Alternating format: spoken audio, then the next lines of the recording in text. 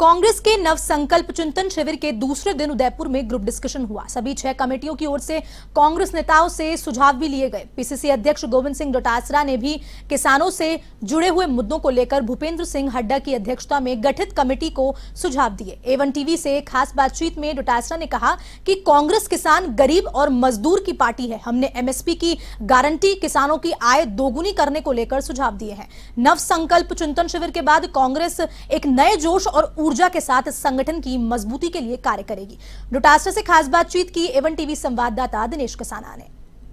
कांग्रेस के नव संकल्प चिंतन शिविर का आज दूसरा दिन है। दूसरे दिन भी ग्रुप डिस्कशन यहाँ पर हो रहे हैं। हमारे साथ हैं राजस्थान कांग्रेस के इस पूरे नव संकल्प चिंतन शिविर के मेजबान और पीसीसी प्रेसिडेंट गोविंद सिंह डोटासरा जी। किसानों से जुड़े हुए मुद्दों को लेकर अगर बात करें तो किस तरह के डिस्कशन उसमें हुए और क्या सुझाव आपकी ओर से दिए? देखिए, मैं जो किसान और एग्रीकल्चर और फार्मर्स के उस कमेटी में हूँ। किसान के लिए चर्चाएं हुई हैं, किसान को कैसे संबल दिया जा सके। लेकिन आज एक जो खबर आई है, मैं उसके ऊपर पहला रिएक्शन देना चाहूँगा कि देश के प्रधानमंत्री 14 अप्रैल को एक फैसला करते हैं कि हम पूरे देश को गेहूं, पूरे विदेशों में पूरे देशों को गेहूं देंगे, निर्यात करेंगे।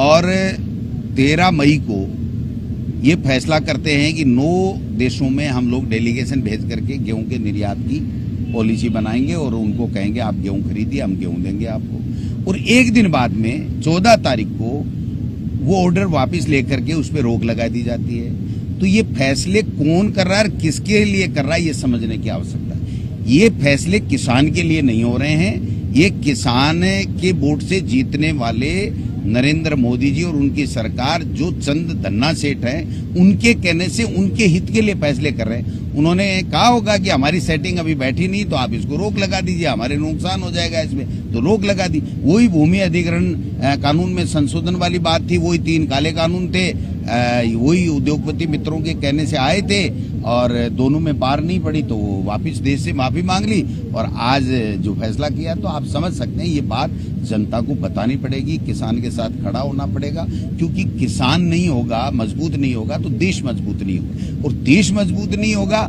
तो हम तो श्रीलंका की तरफ बिखर जाएंगे। भाई, किसानों से जुड़े हुए मुद्दे कमेटी में आप हैं और लगातार 1 साल तक किसानों से जो किसान कानून बनाए उनको लेकर कांग्रेस पार्टी आक्रामक रही, किसान कानून वापस लेने पड़े।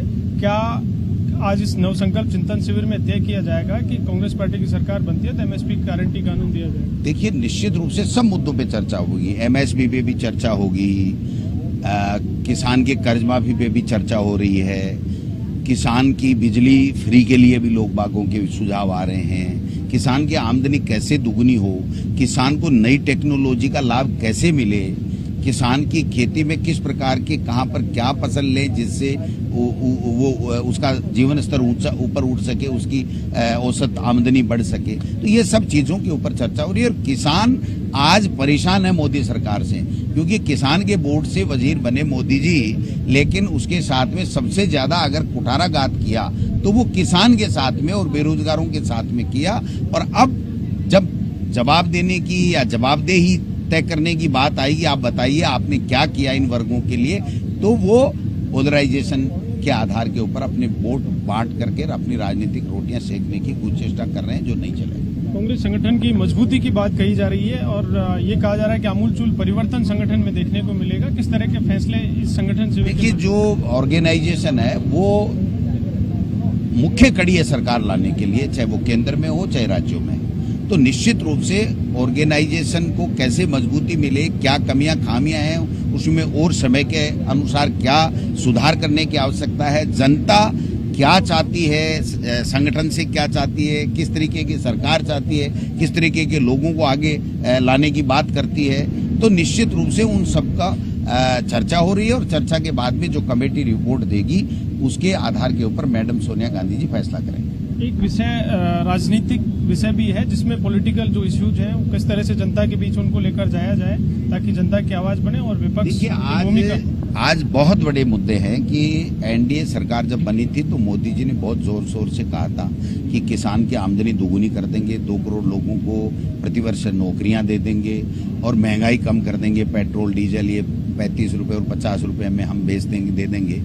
आज अंतर्राष्ट्रीय बाजार में कच्चे तेल का भाव गिर गया, उसके बावजूद भी हम 100 के पार पेट्रोल और डीजल ले रहे हैं। और जो सिलेंडर 400 के कम था वो आज 1000 रुपए के ऊपर जा रहा है। तो मैं समझता हूं कि ये सारे आटा, तेल, खाद्य तेल, लोहा, सीमेंट, सरिया, प्लास्टिक, चप्पल, जूते, कपड़ा, क्या चीज महंगी नहीं हुई आप बताइए। उसके ऊपर कोई जवाब देने के लिए तैयार नहीं है। केवल हिंदू, मुस्लिम, कब्रिस्तान, शमशान, क्या पहनेंगे, क्या खाएंगे, बुलडोजर, लाउड स्पीकर, ये मुद्दे लाकर के देश का ध्यान भटकाना चाहते हैं। देश की रणनीति बनाई जाएगी इसके आधार पर जनता के ये चिंतन ही रणनीति बनाने के लिए है। और इस मोदी सरकार के झूठ को, पाखंड को, घमंड को, इसके जो संविधान को क्रेश कर रहा है, उन सब का जवाब देने के लिए ही ये नव संकल्प शिविर है। और उसमें ये जो चिंतन से, मंथन से जो अमृत निकलेगा वो देश में हम सब लोगों के साथ साझा करें। जैसा सोनिया गांधी ने कहा कि ये असाधारणपूर्ण समय है पार्टी के लिए और असाधारण फैसले इस चिंतन शिविर के माध्यम से लिए जाएंगे। पार्टी के नेताओं को ये कर्ज चुकाने का वक्त है, तो क्या जो सीनियर लीडर्स पदों पर बैठे हैं वो त्याग करेंगे? देखिए, इसका अर्थ ये है कि इस पार्टी ने देश में कितने साल शासन किया, अच्छी अच्छी योजनाएं लाए, चाहे इंदिरा गांधी जी हो, नेहरू जी हो, शास्त्री जी हो, चाहे राजीव गांधी जी हो, सबने एक से एक बढ़ करके योजनाएं लाए। लेकिन फिर भी हम आज बहुत कम संख्या में हैं। तो निश्चित रूप से हमें जो वर्तमान परिस्थिति के अंदर जो राजनीति चल रही है, जिस तरीके के लोग सत्ता में बैठ गए हैं, जिस तरीके से डराने की, धमकाने की, धार्मिक उन्माद फैला करके वोट बटोरने की और झूठ और नफरत फैलाने की, सामाजिक समरसता बिगाड़ने की, धर्मनिरपेक्षता के ऊपर चोट करने की, जो एनडीए सरकार की और मोदी सरकार की पॉलिसी बन गई, उसका जवाब देने के लिए हम सब लोग एकजुट होकर के, एकता के साथ में हम इन मुद्दों के ऊपर जो गलत नीतियां हैं केंद्र सरकार की, उसमें उसको घेरने का काम करें, जन जागरण पैदा करें और आने वाले समय में कांग्रेस को मजबूत करके हम सब लोग मिलकर के वापस 1980 में इंदिरा जी ने यात्रा शुरू की थी और आप समझ सकते हैं कि किस प्रकार से देश में वापस इंदिरा जी को और कांग्रेस का शासन हुआ था। और 2004 के अंदर जब सोनिया गांधी जी ने एक नया संचार, नई ऊर्जा, ताकत नया दिया था, उसके बाद में 10 साल हम यूपीए सरकार हमारे केंद्र में रही थी।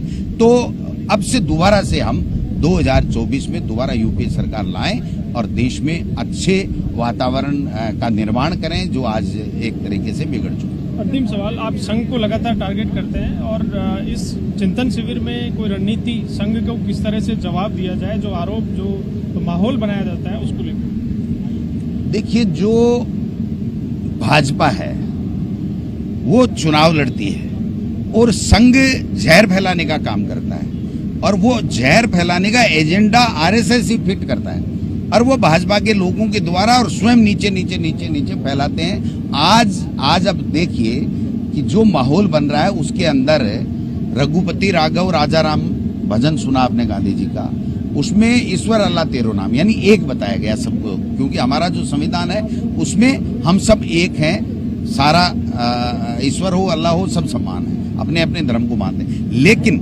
ये क्या कर रहे हैं कि जहां भी झगड़ा खुद करवाते हैं और जाकर के बैठते हैं कि हम तो हनुमान चालीसा पढ़ेंगे। इसके पीछे ये संदेश ये देना चाहते हैं कि जो बहुसंख्यक है वो हमारे साथ आ जाओ, उनके हिमायती हम हैं और अल्पसंख्यकों को दरकिनार कर दो, चाहे उनके साथ में कुछ भी हो। तो ये हमारा संविधान अलाउ नहीं करता है। ये हमारा जो संविधान है वो धर्मनिरपेक्ष राष्ट्र का संविधान है और धर्मनिरपेक्ष राष्ट्र में हम सबको साथ लेकर के चलना पड़ेगा, वरना जो हालात श्रीलंका के हो गए, जो पाकिस्तान के हो गए, वो होते देर लगती है क्या?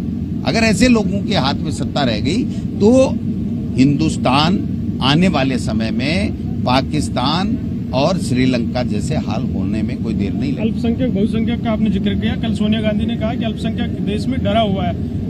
आप पीसीसी प्रेसिडेंट भी हैं, बीजेपी के प्रदेश अध्यक्ष कह रहे हैं कि बहुसंख्यक की चिंता नहीं है कांग्रेस को। देखिए, हर व्यक्ति भी डरा हुआ है, लेकिन अल्पसंख्यक को विशेष रूप से टारगेट किया जा रहा है क्योंकि उनको बहुसंख्यक के वोट लेने हैं, अल्पसंख्यक के वोटों की उनको आवश्यकता नहीं है। यहाँ वोट का सवाल नहीं है, यहाँ देश का सवाल है, देश के संविधान का सवाल है। ये राष्ट्र एक और अखंड कैसे रहे, यहाँ सब लोग भाईचारे के साथ में कैसे अपना विकास करें, इसका सवाल है। ये बीजेपी को नहीं सुहाता है। बीजेपी के लिए तो वोट ही सब कुछ है, सत्ता ही सब कुछ है। Thank you.